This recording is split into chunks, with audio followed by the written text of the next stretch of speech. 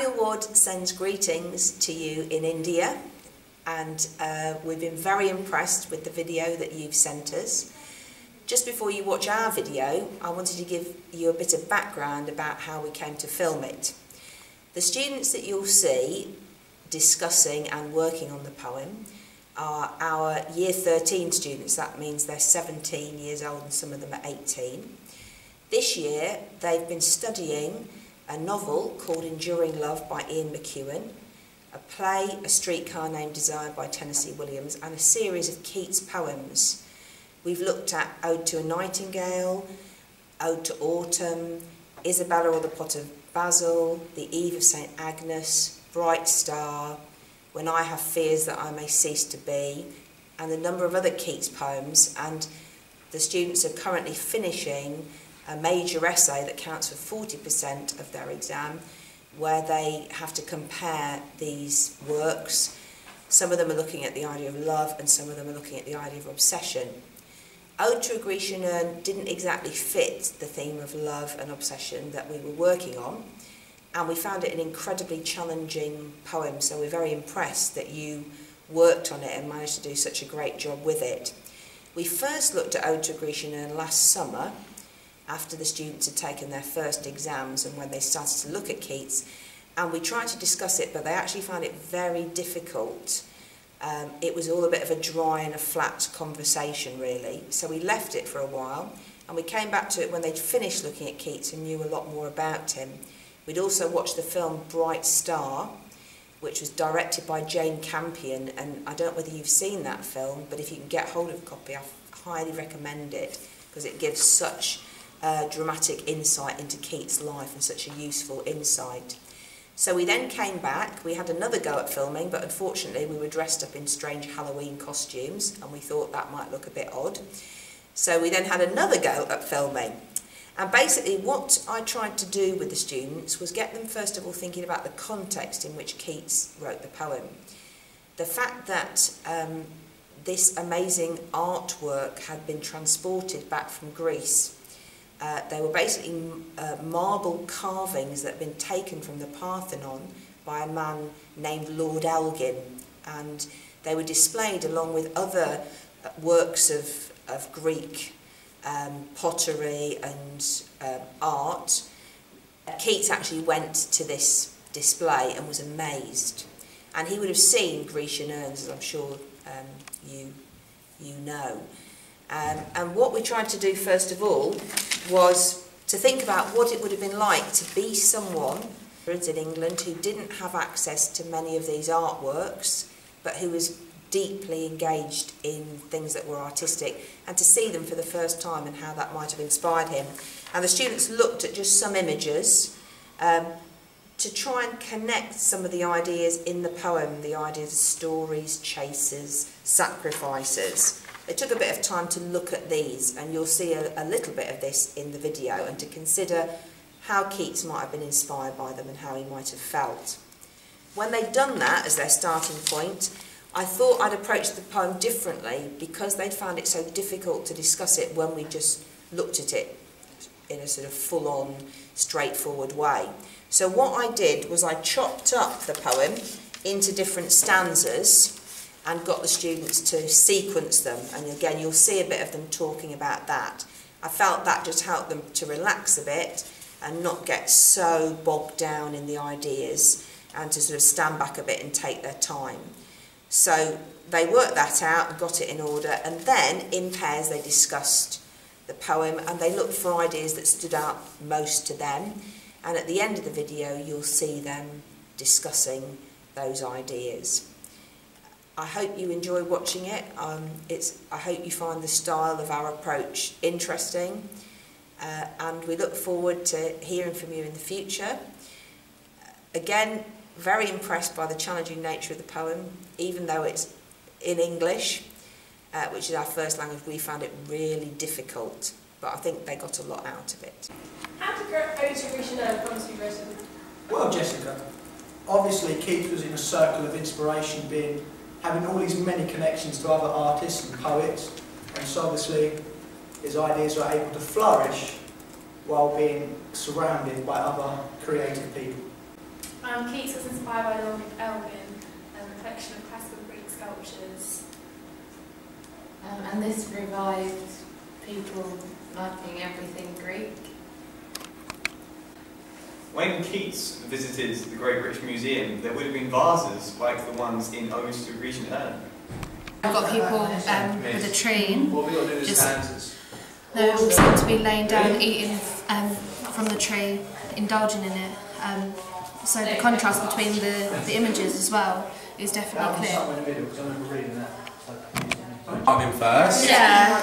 I think it's because it's like a story, so it's flowing from one point to another. And are answered throughout. Answered in the next stanza. Yeah, yes. It's like the pot. It's got loads of It's just beautiful. rhetorical questions, like, is the Temp or Dales in Arcady? And that's important throughout the poem. Because if you don't know what an arcady Because you is, don't know what an Arcady What's is. an arcade, Jamie? it's a thing that's vital to this poem. And it's that, all explained those by things are explained later on throughout the poem. So I think that was definitely Oh, that was definitely first. Yeah. How are people feeling about the rest I of think it? this one's next. Yeah. Because if you can see it, What the this questions is the are questions, answered. Yeah. I have more questions. That's what's important in this poetry. And it's asking important questions, like who are coming to the sacrifices. So I think that is... Again, which Slater that's what we referred need to to later on. You need to establish the guest list. To say about how he talks about how the bad points have been like an internal image. So it's about like an empty pancake. And then it says about the good things, and it's like she cannot fade, though thou hast not 5 lips, forever wilt thou love, and she'll be there. You get that all the time. So it's like good or bad, imagination, reality. Quite a lot about there's rhetorical questions involved at the end of the first verse. Just read it to us. In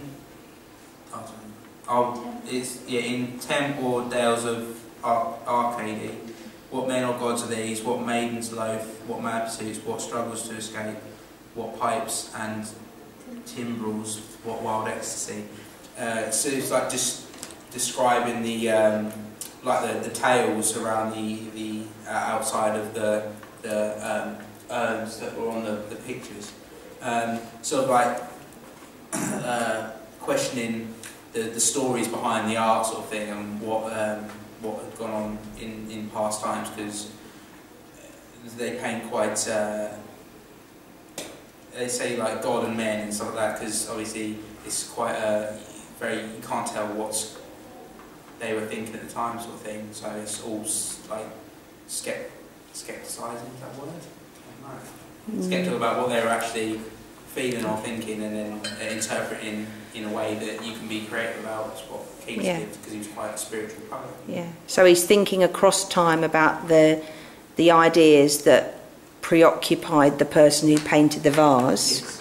and trying to sort of involve himself in what those ideas might have been. Lovely. Okay. Who else has got something that they've picked out from early on in the poem? Anything else about the imagery on the vase, the details of the vase that Keats talks about? The top line of the second verse, heard melodies are sweet, those unheard are sweeter. He's talking about the urns again, right from the following verse, the previous verse, sorry, saying like the things that you hear, like that you know about, like exactly are one thing, but the images around the outside of the artwork around the outside, sweet still, because it gives you the chance to imagine for yourself what was going on, create the world as you see it, sort of thing, in your interpretation, and like yeah, it just lets you question it and make up for yourself, sort of thing, and it's obviously good for. So what? Sorry, Taylor. I was just going to say that's good for his sort of work, because he can sort of write down his own interpretation and see how he imposes creative work on the top of these already his images. Excellent. So what did Keats think about the imagination? What did he believe about the imagination? What did the Romantics think about the imagination? That it was the most important thing, that your imagination was what allowed you to be creative, and that, you know, if you reach the ultimate, so if you get to like sublime, then you will be able to create beautiful poems and write nice stuff. So what does it mean to enter into a sublime state for the Romantics? What's it doing? Didn't Keats say that a poet was the least poetic thing in the world? He got used being able to see the world from any perspective, like from be it like a flower or a bee or anything like that. So it's like being able to lose oneself in something in order to create a world from that perspective. Yeah. So do you think he does that in this poem? Does he lose himself as he thinks about the urn? Can you see that here or can't you? Is this a good example of that?